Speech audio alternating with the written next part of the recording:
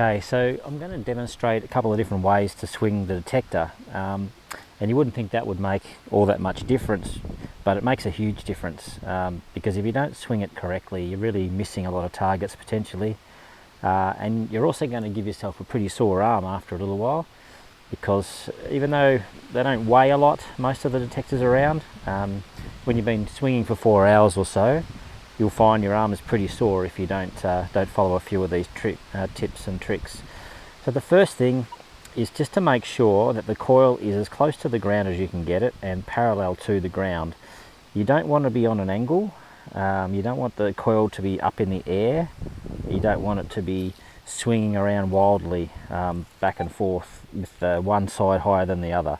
You want to keep it flat to the ground and imagine that you are painting the ground and the coil is your paintbrush and the grass is the paper, and you don't want to leave any blank spots.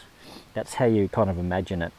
Now when you swing left to right, a lot of people swing in one direction and they'll stop abruptly, and then they'll come back in the other direction, stop abruptly, and go back in the other direction, stop abruptly. Now that's okay for a little while, but I tell you, it will really hurt your arm after a while if you do that.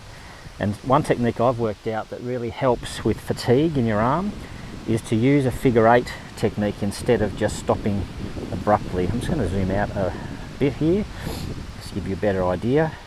So instead of doing this,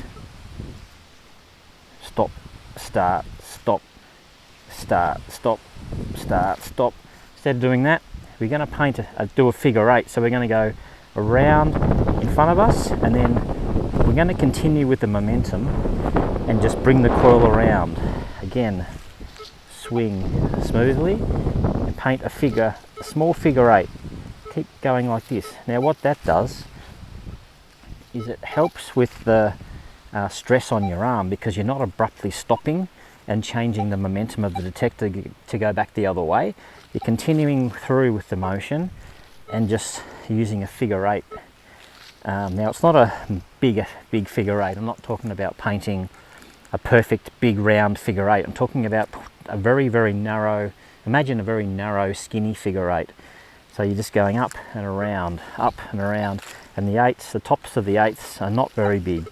They're almost not there at all. But what this means is that when you come through, you're continuing the momentum with your arm and you're just changing the direction of it. Because if you just stop and start abruptly, you're going to get a very sore arm. The other tip I would suggest is to get into the habit of swapping to the other arm and give your dominant arm a rest. So even if you swing with your dominant arm, 70-80% of the time, it's worthwhile learning to swing with the opposite arm so that you're giving that dominant arm a bit of a rest, and that'll just help with fatigue, and it'll help with soreness and potential issues with your arm while you're detecting.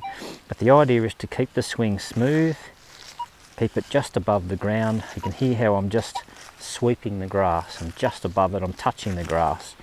And this is the same technique for anywhere where the ground is flat. Obviously if the ground's not flat, it's undulating, it's rocky, it's sandy, you just do the best you can to keep the coil close to the ground.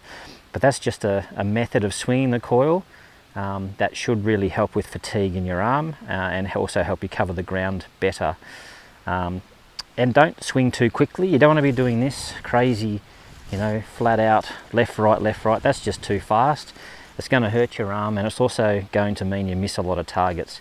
You just want it to be a nice, steady, consistent swing, back and forth, just a little bit, advancing a little bit each time, just until you get a good target, and then you can investigate the target further with the coil.